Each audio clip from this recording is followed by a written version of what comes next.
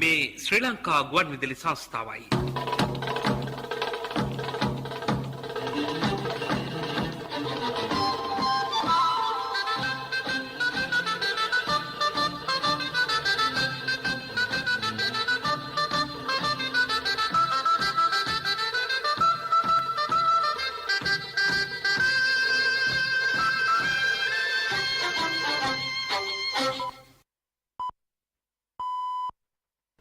දොළහයි 45යි.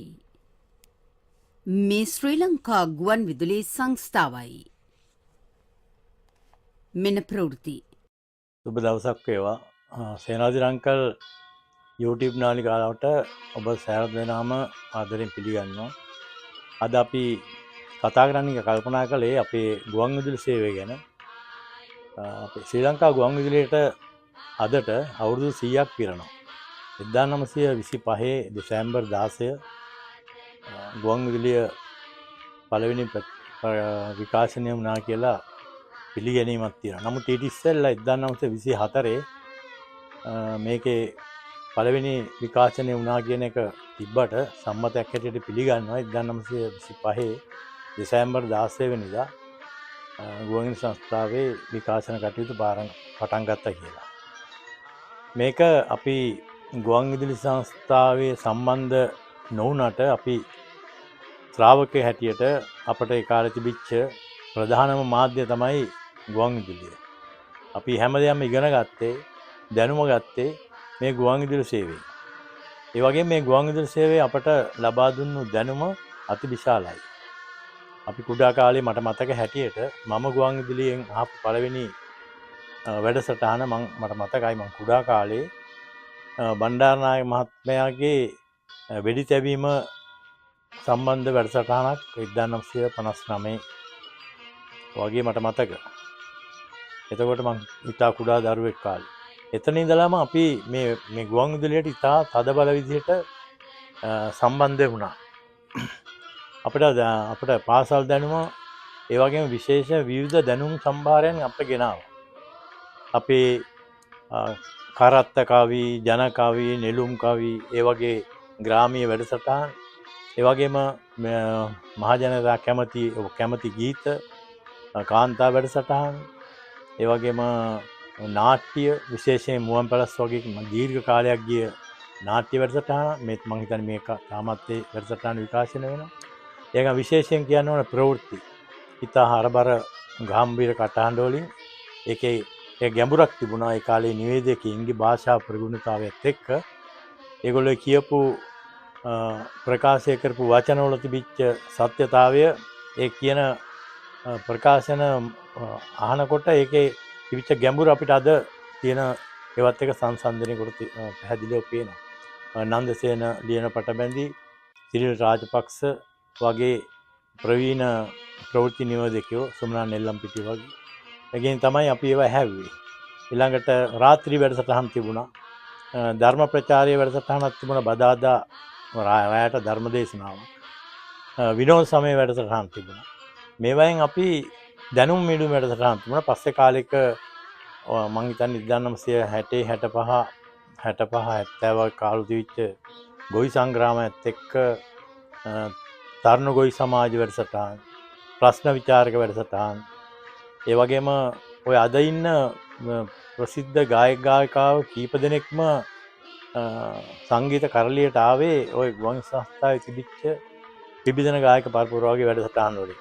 විශාරද නන්දාමාලිනී, ආචාර්ය වික්ටර් රත්නායක, සාමණේර වගේ අයත් ඒවෙන් ඉදිරියට ආවේ. ඒ කාලේ ඒකට හරි ප්‍රබුද්ධ උගත් පිරිසක් සම්බන්ධ වෙලා හිටියේ. මට මතක හැටියට අමරදේව මාස්ටර්, මාඩවලේ රත්නායක, ඒ වගේ ගොඩාක් අය, සුනන්ද මහේන්ද්‍ර වගේ අය මේකට සම්බන්ධ වෙලා හිටියා. ඒක නිසා අපිට මේ දැනුම සම්භාරය අපිට ලබා ගන්න හැකියාව තිබුණා. ටොරින්ටන් වල මේ ටොරින්ටන් කියන මේ ප්‍රදේශයේ මේක පටන් ගත්තේ ඒ කාලේ හිටපු ආණ්ඩුකාරයාගේ නමින්, ටොරින්ටන් සාමිවරගේ නමින්.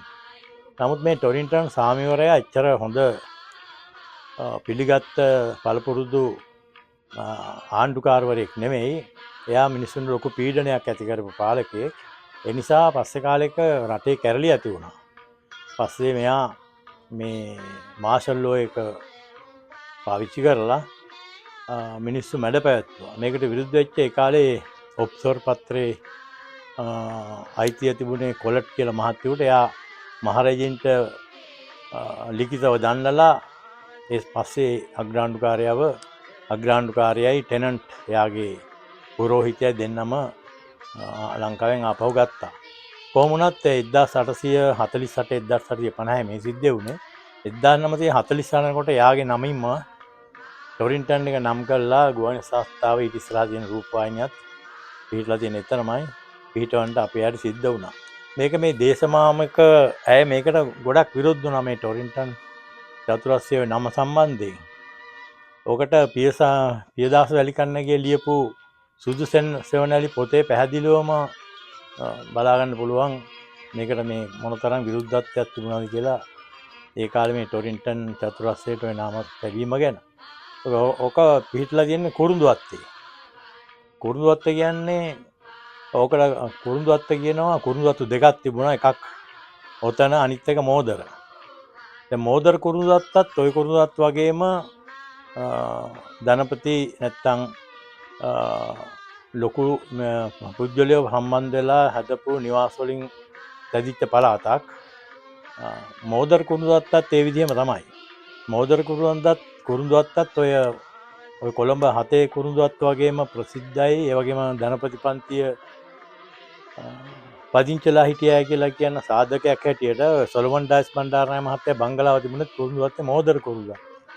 ගම්පෙරළිය නවකතාවේ පියල් කොළඹ ඇවිල්ලා මාටි වික්‍රමසිංහ මහත්තයා ගේ හදන්න ලෑස්ති කරන්නේ මෝදර කුරුඳුවත්ත. ඒ කියන්නේ එතකොට පැහැදිලිවම පේනවා ඒ කාලේ මෝදර කුරුඳුවත්තත් ටිකක් ධනපති උගත් ප්‍රභූ පන්තියේ ප්‍රදේශයක් කියලා.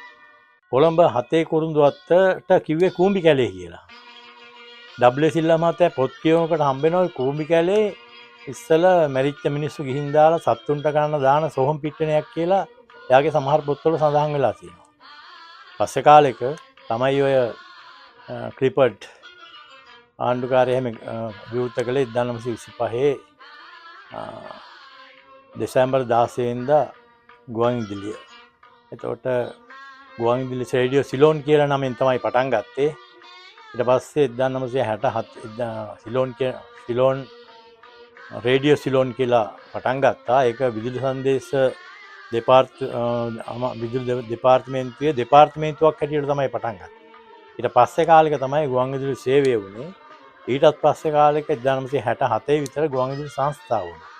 සංස්ථාව වෙලා මේක තව විකාශනය වෙන්න පටන් ගත්තා. වෙළඳ සේවය, තව දෙමළ සේවය, ඉංග්‍රීසි සේවය පටන් අරගෙන ප්‍රචලිත වෙලා ගියා. ඒ කාලේ වෙන සේවාවල් තිබුණේ නැහැ. ඉතින් ගුවන් විදුලියෙන් තමයි අපිට තොරතුරක් ප්‍රවෘත්තියක් දැනගන්න පුළුවන්කම තිබුණේ. ඒ කාලේ හිටපු නිවේදිකාව මේ වෙනකොට විශ්‍රාම ගිහිල්ලා ඒගොල්ලන්ගේ තියෙන දැනුම බුද්ධිය මහ විශාල වශයෙන් මේකට ලැබුණා. ඒ කියන්නේ කියන්නේ දැන් වගේ විශාල වශයෙන් ගුවන් විදුලි නාලිකා නැති නිසා ඒලන්ට පූර්වාදර්ශයක් තිබුණෙත් නැහැ. ලෝකෙ තිබිච්ච දෙවෙනි ගුවන් විදුලිය හැටියට තමයි ශ්‍රී ලංකා ගුවන් විදුලිය නම් කරන්නේ. ආසියාවේ තිබිච්ච පළවෙනිම එක. ලංකාවේ මැද පෙරදිගටත් විකාශනය වෙච්ච වැඩසටහන් තිබුණා කියලා මම අහලා තියෙනවා. ඉතින් මේ වගේ ඊටාම විශිෂ්ට සේවයක් කරපු ආයතනයක් තමයි ශ්‍රී ලංකා ගුවන් විදුලිය. ඊට පස්සේ මේක රජරට සේවය ප්‍රජා ගුවන් විදුලිය හැටියට දඹානේ සේවයක් පටන් ගත්තා. ඒ කාලේ මේවා විකාශනයේ මධ්‍ය තරංග ඔස්සේ. දැන් වගේ FM වගේ තරංග තිබුණ නැති කාලේ තාක්ෂණය තිබුණෙත් නැහැ. ඇනලොග් හා වෙන ඩිජිටල් තාක්ෂණ නැති කාලේ. ඒ නිසා දියගම, නුවර, සෙන්කඩගල පුර, අනුරාධපුරයේ වගේ වෙනම රිලේ ස්ටේෂන්ස් පටන් අරගෙන තරංග අලුත් වැඩියා කරලා ඒ විකාශනය වෙන ක්‍රමයක් තමයි ඒ කාලේ පාවිච්චි කළේ. අනික ඔය එක්තරා ආණ්ඩුකාරවරයෙක් හිටියා. එයා ඔතන ඔය ටොරින්ටන් එකේ විශාල වියදමක් කරලා ලොන්ඩන් ආණ්ඩුකාරය මට මතක හැටියට හැදුවා මේ උම්මත්තකාගාරයක්, ඉස්සන් කොටුවක්. ඒ කියන්නේ එයා නිකන් අපහාසයට වගේ.